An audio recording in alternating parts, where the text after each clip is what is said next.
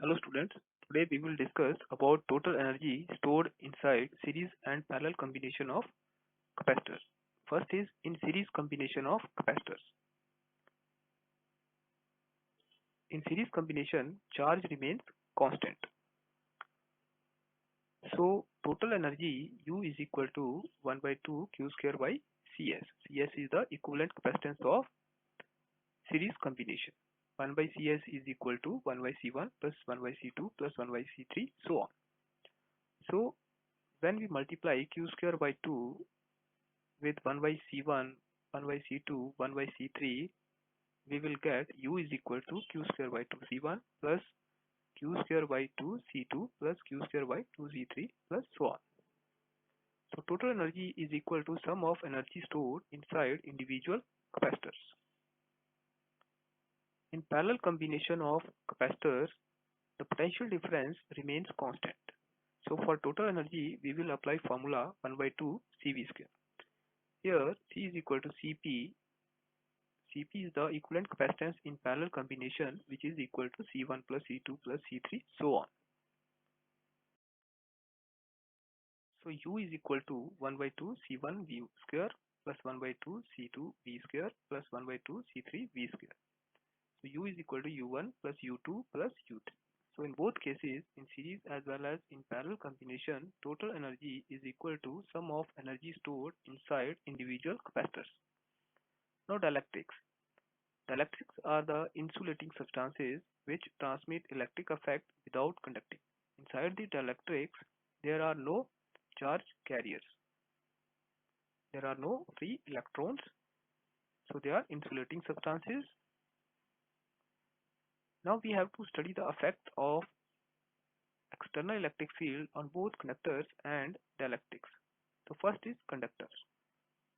In case of conductor, when conductor is placed inside the external electric field E naught, the electrons present inside the conductor will experience force due to external electric field on left side, and the positive charge will remain on the right side. Due to these charges on the surfaces, and another electric field is developed, which is called electric field due to induced charges, which is opposite to the external electric field E naught. In electrostatic situation, in electrostatic equilibrium, when there is no further motion of electron, these two electric field E naught and EIN both cancel out each other. So net electric field inside the conductor becomes zero.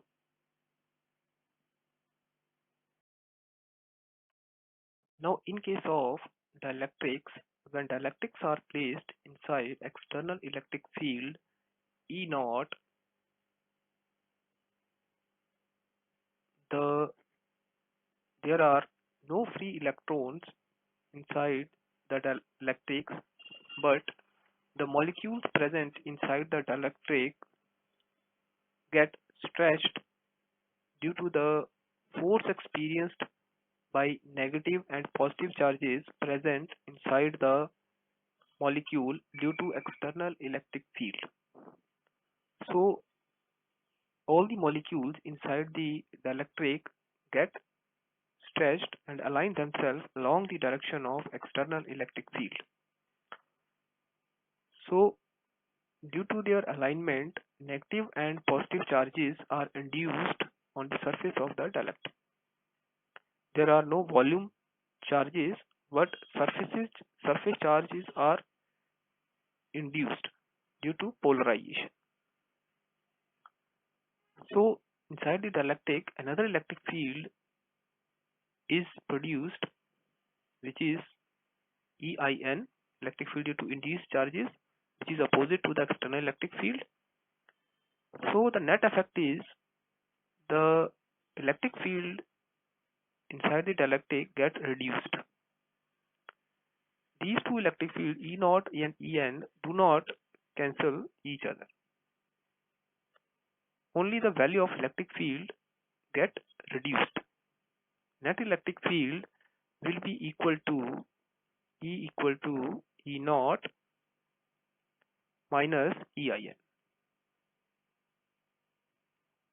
which is not equal to 0. So in in dielectrics, the free movement of charges is not possible. External field only induces dipole moment by stretching or reorienting the molecules of the dielectric. So collective effect of all the molecular dipole moment is the net charge on the surface of dielectric. Negative and positive charges will be induced. It is not like the conductor where net electric field inside the conductor is zero. These and the electric field E naught and induced value of electric field EIN both do not cancel each other. Only the value of net electric field get reduced,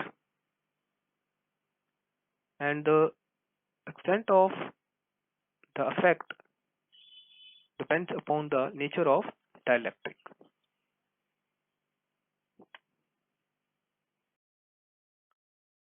Now we will discuss about molecules. There are two types of molecules, polar and non-polar. In polar molecule, the center of positive and negative charges do not coincide with each other, and they are separated by small distance. So they establish some dipole moment. Like HCl, in HCl, the positive and the negative charges are separated by small distance. So they establish net dipole moment from negative charge to positive charge. So this is a polar molecule. Similarly, water molecule is also a polar molecule. The center of negative charge and center of positive charge do not coincide with each other. So net dipole moment is established from negative to positive charge. So these are polar molecules. In case of non-polar molecules, the center of positive charge and negative charge coincide with each other, and hence dipole moment becomes zero. So in case of polar molecules, the center of positive and negative charge are separated. Such molecules have permanent dipole moment, and ionic molecules such as HCl, water are example of polar molecules. In non-polar molecules, the center of positive and negative charges coincide. The molecule has no permanent dipole moment. For example, oxygen molecule, hydrogen, carbon dioxide are example of non-polar molecules. Non-polar dielectrics. In external electric field, the positive and negative charges of non-polar molecules are displaced in opposite direction. The displacement stops when the external force on the constituent charges of the molecule is balanced by restoring force. The non-polar molecule thus develops an induced dipole moment. The dielectric is said to be polarized by external electric field. When no external electric field is applied, the center of positive charge and negative charge coincide with each other. So net dipole moment of the dielectric is zero. Each molecule possesses zero dipole moment. But when external electric field is applied, the negative and positive charges experiences force in opposite direction due to external electric field, and the molecule gets stretched until the restoring force balances the force due to external electric field. So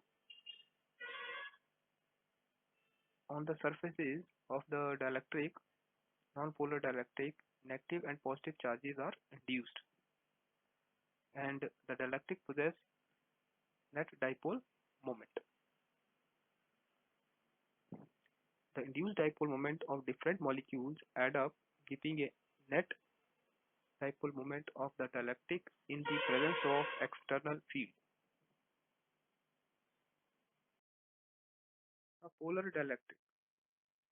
In case of polar dielectric, each molecule possesses net dipole moment, but in the absence of external electric field, they are randomly oriented, and the net dipole moment of the dielectric is zero. But when external electric field is applied, the each molecular dipole align itself along the direction of external electric field. Their dipole moment is along the direction of external electric field, and the dielectric possesses net dipole moment, or we can say that dielectric gets polarized. So both polar and non-polar dielectric get polarized in the presence of external electric field. Relation between dielectric constant and electrical susceptibility. Reduced dipole moment P acquired by the molecule is directly proportional to E naught. P is directly proportional to E naught. So here alpha is a constant of proportionality called atomic or molecular polarizability. Epsilon naught has been used to give the dimension of volume to alpha. If x is the displacement between the center of positive and negative charges in the atom, then dipole moment of each atom is equal to q into x. If n is the number density of atoms or molecules, then dipole moment per unit volume is equal to dipole moment density. If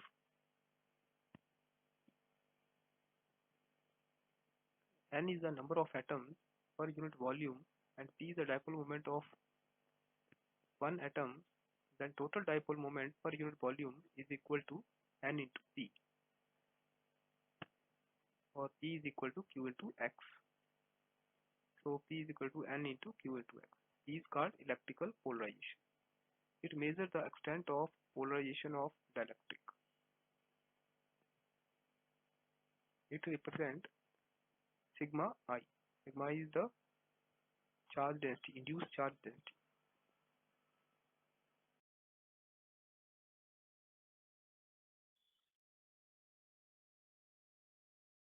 Now, when a dielectric is placed inside the external electric field, the molecules present inside the dielectric get polarized, and negative and positive charges are induced on the surfaces. Within this volume, the net charge is 0. So there will be only negative and positive charges on the surfaces, which are called induced charges, which are produced due to polarization. And an electric field EP is developed. This is called electric field due to polarization. E naught is external electric field.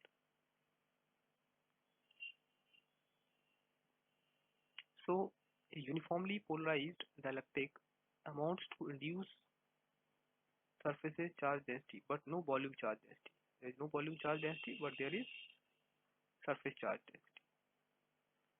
So effective electric field in a polarized dielectric is equal to E naught minus EP. E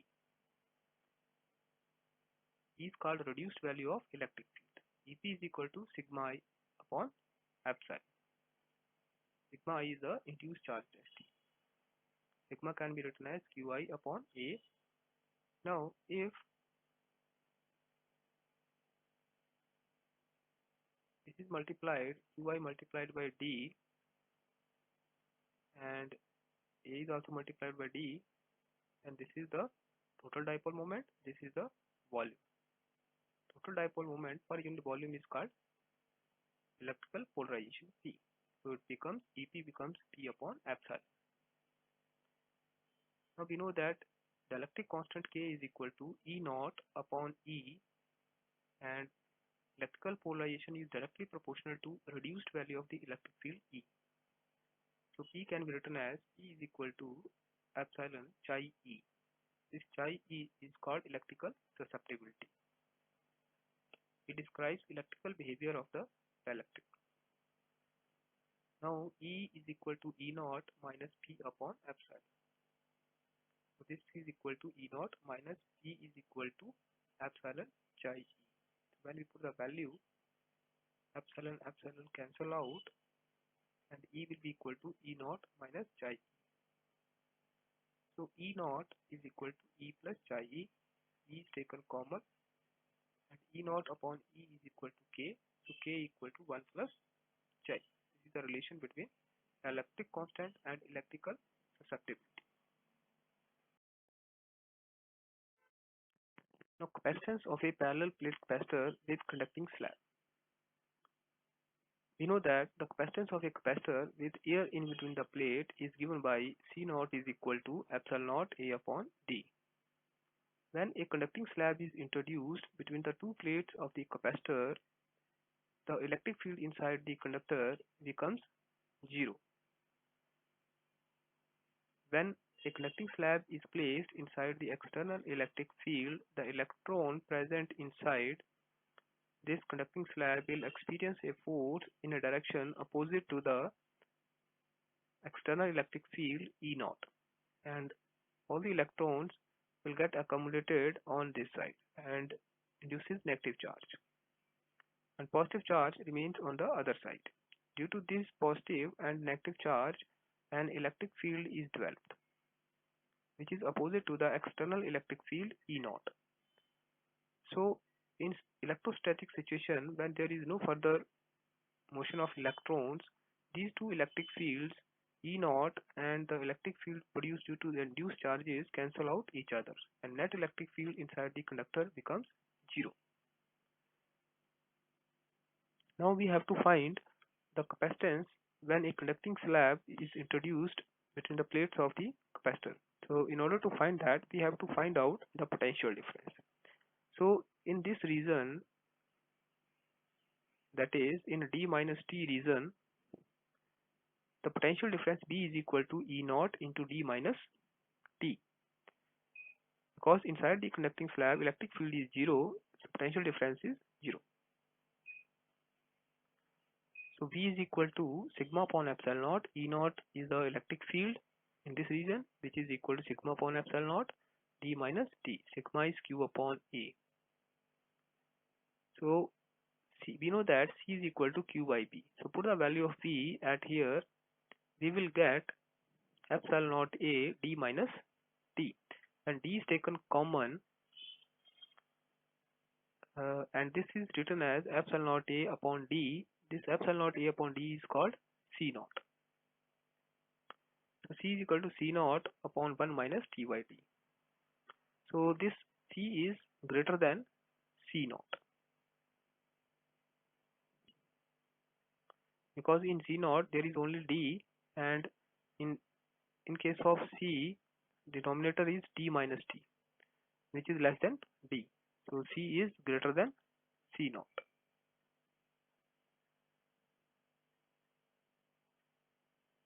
When T is equal to D, that is when conducting slab is completely filled inside the capacitor, the C becomes infinite.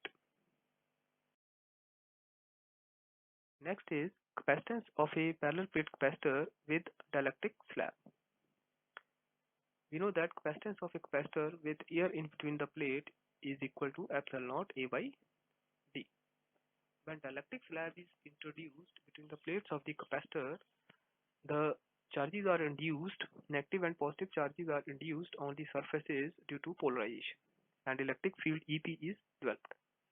Here, this EP do not cancel out E naught, so the reduced value of electric field is equal to E naught minus EP. E naught and EP both are opposite to each other, therefore E is equal to E naught minus EP.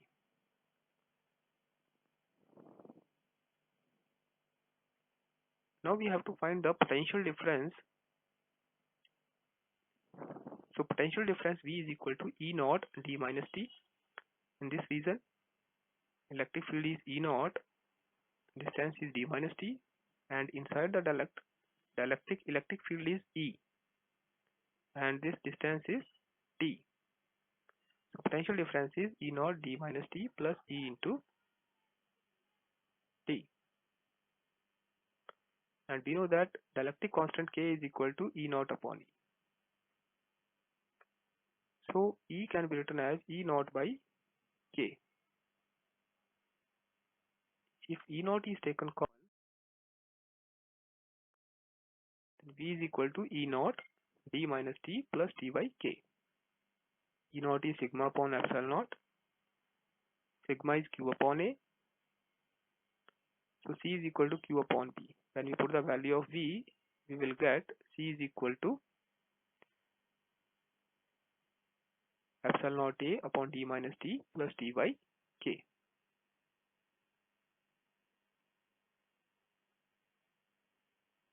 So this can be written as epsilon naught A D minus T is taken common, 1 minus 1 by K. So here also C is greater than C naught. So capacitance in both the cases When conducting slab is introduced or dielectric slab is introduced, capacitance increases. When T is equal to D, C becomes equal to K times C naught. When we put the value of T equal to D in this equation, this becomes 0 and this will becomes C becomes K times epsilon naught A by, here also T is equal to D, T can be written as D, this is our C naught, so C is equal to K times C naught. Capacitance increases. Now we will study the effect of introducing a dielectric slab in between the plates of a charged capacitor when battery is connected and when battery is disconnected. So first case, when battery is connected and dielectric slab is introduced. So potential difference remain same. New potential difference will be equal to the potential difference when no dielectric is introduced. Capacitance increases on introducing a dielectric slab. It will become K times C naught. Charge, we know that charge is equal to C to V. So C is equal to K times C naught. V will be equal to V naught. So K times C naught V naught is equal to K times Q naught. This C naught V will be equal to V naught. C is equal to K times C naught. So C naught V naught is equal to Q naught. So charge will become K times. Charge increases. Electric field we know that is equal to V upon Vd. V is equal to V naught. D, there is no change in D on introducing the electric slab. So this will be equal to E naught. So electric field will remain same. Energy we know that is equal to 1 by 2 Cv square, C equal to K times C naught, V is equal to V naught. So new energy will be K times U naught. Now when the battery is disconnected and the electric slab is introduced. So when battery is disconnected, there will no change in the charge. Charge will remain conserved. Q equal to Q naught. Capacitance increases. K times C naught. Potential difference V is equal to Q by C. So Q equal to Q naught and C is equal to K times C naught. Q naught by C naught is equal to V naught. So B becomes V naught by K. So potential difference decreases. Electric field we know that E is equal to V by D. V is equal to V naught by K, because potential difference decreases, becomes V naught by K. So V is equal to V naught by K. Therefore E is equal to E naught by K. Electric field decreases and energy U decreases. 1 by 2 Q square by C. Q equal to Q naught. C equal to K times C naught. So Q square by C naught is equal to U naught. It will becomes 1 by 2 Q square by C naught is equal to U naught. So U is equal to U naught by K. Energy decreases.